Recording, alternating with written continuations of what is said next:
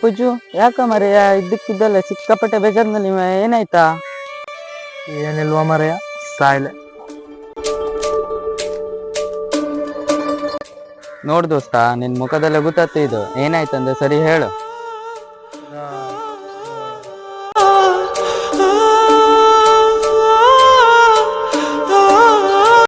ಮಗ, ಸುಳ್ಳು ಹೇಳಕ್ಕೂ ಒಂದ್ ಲಿಮಿಟ್ ಬೇಕಾ? ಏನಾಯ್ತಂತ ಹೇಳ. ಅಕಸ್ಮಾತ್ ಹೇಗೂ ಹೇಳಲಿಲ್ಲ ಅಂದ್ರೆ ನಮ್ ದೋಸ್ತಿ ಮೇಲೆ ನಾಣೆ ಇದೆ. ಏನ್ ಹೇಳುದ? ನೋಡು ದೋಸ್ತ, ನಮ್ಮ ಉತ್ತರ ಕನ್ನಡ ಅನ್ನೋದು ನೋಡು ಜನಕ್ ಮಾತ್ರ ಸಿಕ್ಕಾಪಟ್ಟಿ ಚಂದ, ಬಂದ್ ಪ್ರವಾಸಿಗರಿಗೂ ಚಂದನೆ. ಆದ್ರೆ ಇಲ್ಲಿ ಜನರ ಪರಿಸ್ಥಿತಿ ಯಾರು ನೋಡಿ? ಅಲ್ಲ, ಇಲ್ಲಿ ತಗೊಬಂದ್ ಮೀನು ತಿನ್ನೋದು, ಅದು ಇದು ಹೆಸರಿಡುದು ಅಂತೂ ಸಿಕ್ಕಾಪಟ್ಟಿ ಚಂದ, ಹೊಗಳೋದು ನೋಡಿದ್ರೆ. ಆದ್ರೆ ಈಗ ಇಲ್ಲೇ ಬೇಕಾಗಿರೋದು ಅಭಿವೃದ್ಧಿ ಮಾಡದೆ ಬೇಡದೇ ಇರೋದು ಮಾಡ್ಕೊಂಡೆ ನಮ್ ಜನ ಎಲ್ಲ ಎಲ್ಲಿ ಹೋಗ್ಬೇಕು? ಯಾರಾದ್ರೂ ನೋಡ್ತೀವ್ರಿ ನಾವು.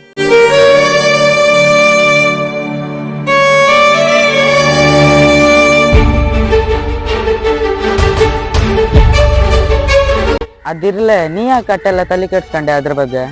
ತಲೆ ಕೆಡಿಸ್ಕೊಳ್ಳೋ ವಿಷಯ ಅಲ್ಲ ದೋಸ್ತ. ನಾವ್ ಇವತ್ತಿಗೆ ತಲೆ ಕೆಡಿಸ್ಕೊಂಡೆ ಮಾತಾಡ್ತಿದ್ರೆ ನಾಳೆ ನಮ್ಮ ಊರಿನ ಜನರ ಪರಿಸ್ಥಿತಿ ಏನ? ಹಿಂಗೆ ಆತೆ ಉಳಿತೆ ಅನ್ಕೊಂಡು ನಾವು ಹಂಗೆ ಬಿಟ್ಟು ಬಿಡುದೇನ? ನಾವು ಅದ್ರ ಬಗ್ಗೆ ಯೋಚನೆ ಮಾಡ್ಬೇಕಮ್ಮ.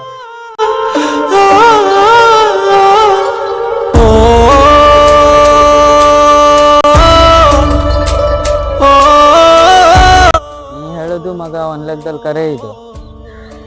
ನೀನ ನನ್ನ ಜಾಗದಲ್ಲಿ ನಿಂತ್ಕೊಂಡು ಒಂದ್ಸಲ ಥಿಂಕ್ ಮಾಡಿ ನೋಡು. ಅಲ್ವಾ, ನಾಳೆ ಏನಾದ್ರು ಬಂದರ್ ನಿರ್ಮಾಣ ಆದ್ರೆ ನಮಗೆ ಜನರ ಪರಿಸ್ಥಿತಿ ಏನು? ಕೃಷಿ ಹೊಲ ಇದನ್ನೇ ಮಾಡ್ಕೊಂಡಿರೋ ರೈತರ ಕತೆ ಏನಾಗ್ಬೇಡ? ಸಣ್ಣ ಸಣ್ಣ ಮನೆಗಿನೆಲ್ಲ ಕಟ್ಕೊಂಡೆ ಜೀವನ ಸಾಗಿಸೋ ಜನರ ಕತೆ ಏನಾಗ್ಬೇಡ? ಬೇಕಾಗಿರೋದು ಅಭಿವೃದ್ಧಿ ಮಾಡದೆ ಬೇಡದಿದ್ದು ಮಾಡ್ಕೊಂಡ್ ಮಾರಯ್ಯ ಶಿ.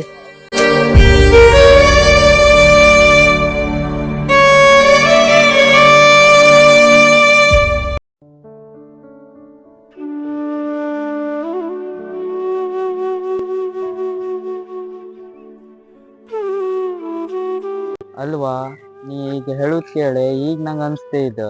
ನಾ ಇಷ್ಟೆಲ್ಲ ವಿಚಾರನೆ ಮಾಡ್ಲಿಲ್ಲ ಅಲ್ವಾ. ಮುಂದೆ ನಮ್ ಜನರ ಕತೆ ಏನಾಗುದು? ಹಂಗ ನೋಡಿದ್ರೆ 1 ವರ್ಷದ ಹಿಂದೆ ಶಿರೂರ್ ಗುಡ್ಡ ಕುಸಿತ್ತು, ಹೌದಾ? ಅಟ್ಟು ಇಟ್ಟು ಸಾವಾಯ್ತು. ಆವಾಗ ಸೋಷಿಯಲ್ ಮೀಡಿಯಾ ನೋಡ್ತೀಯ, ಅದು ಇದು ಅದ್ರಲ್ಲಿ ಸುದ್ದಿ ಇದ್ರಲ್ಲಿ ಸುದ್ದಿ, ಹಂಗಾಯ್ತಂತೆ ಹಿಂಗಾಯ್ತಂತೆ ಅಟ್ಟೆಲ್ಲಾ ಮಾಡಿದ್ರು. ಅದಾಗ 1 ವರ್ಷ ಆಯ್ತು ಇವತ್ತಿಗೆ. 1 ವರ್ಷ ಆದ್ರೂ ಅಲ್ಲಿ ಗುಡ್ಡ ಏನಾದ್ರು ಸರಿ ಮಾಡಿದ್ರ? ಹಂಗೆ ಬಿಟ್ಟಾಕಿಟ್ಟಿದ್ರು. ಅದ್ರ ಬಗ್ಗೆ ತಲೆ ಇಲ್ಲ. ಮತ್ತೆ ಅದ್ರಿಂದ ಮತ್ತೆ ಬೇರೆಯವ್ರಿಗೆ ಏನಾಗುದು ಅನ್ನೋ ತಲೆನೂ ಇಲ್ಲ ಜನಕ್ಕೆ. ಮತ್ತ ಅದ್ ಆದವಾಗಲ್ಲ ಆವಾಗ ನೋಡ್ಕೊಂಡ್ ಅನ್ಕೊಂಡು ಈಗ ಬಿಟ್ಟಾಕಿಟ್ಟು. ಇಲ್ಲಿ ಯಾರು ಇಲ್ವಾ? ನೋಡೋರೇ ಯಾರು ಇಲ್ಲ.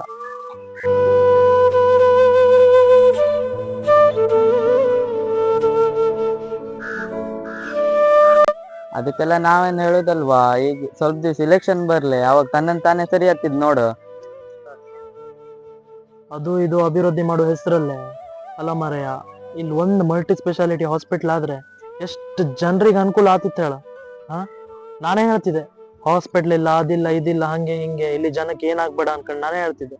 ಆದ್ರೆ ಇವತ್ತಿಗೆ ನಮ್ಮ ಮನೆದೇ ಒಂದು ಉದಾಹರಣೆ ಆಗಿ ನಿಂತಿದ್ ಮಗ. ಇಲ್ಲಿಂದ ಹಾಸ್ಪಿಟ್ಲಿಗೆ ಬೇರೆ ಕಡೆ ಕರ್ಕೊಂಡು ಹೋಗುತ್ತಾನ ಜೀವ ಉಳಿಸ್ಕೊಳಕ್ ಆಗ್ಲಿಲ್ಲ. ನಮ್ಮ ಪರಿಸ್ಥಿತಿನೇ ಹಿಂಗಾಯ್ತು. ಆದ್ರೆ ನಮಗ್ ಬಂದಂತ ಪರಿಸ್ಥಿತಿ ಮತ್ತೆ ಯಾರಿಗೂ ಬರೋದು ಬೇಡ ಮಗ.